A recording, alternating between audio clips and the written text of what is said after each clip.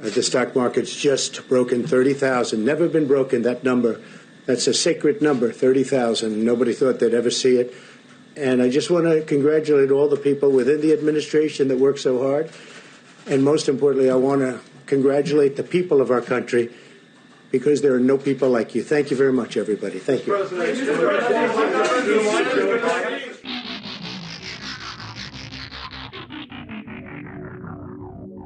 Hello and welcome to What the F*** Just Happened Today, your essential guide to the daily shock and awe in national politics.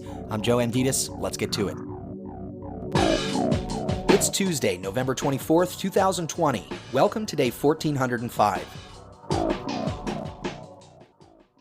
Joe Biden introduced 6 of his top foreign policy and national security appointments and nominees, saying, quote, "The team meets this moment," end quote.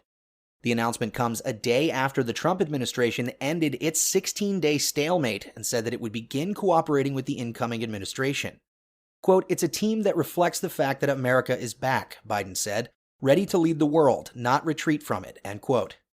Biden added that his nominees bring experience and leadership, quote, "fresh thinking and perspective, and an unrelenting belief in the promise of America," end quote.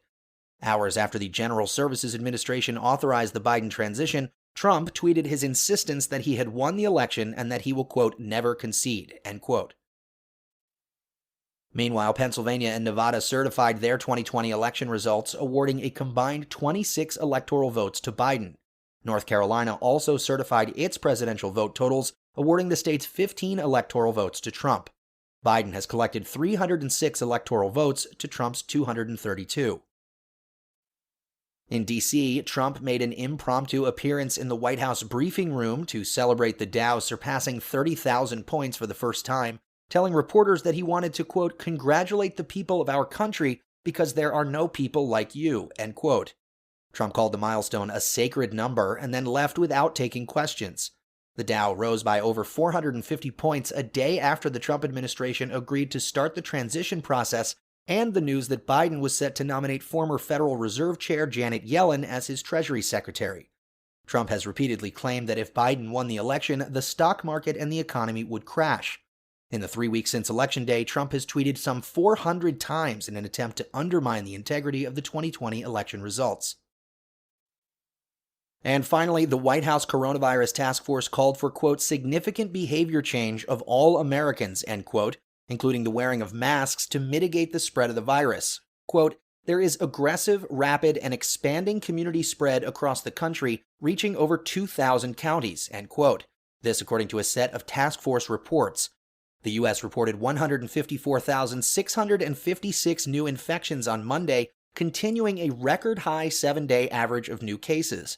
More than 85,000 coronavirus patients have been admitted to hospitals, a 17% increase, and daily fatalities increased by more than 30% over the last week. The nation is now averaging 172,000 new virus cases per day, roughly doubling since the end of October. Meanwhile, the CDC is finalizing new guidance that would shorten the length of time it recommends that people spend in self-quarantine after exposure to the virus, bringing it down from 14 days to around 7 to 10 days. The goal is to encourage more people to comply with self-quarantining.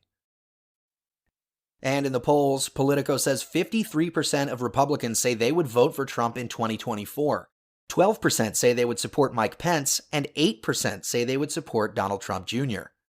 And CNBC says just 3% of Trump voters believe that Biden legitimately won the 2020 election, while 73% consider Trump to be the winner. 24% say they're not sure.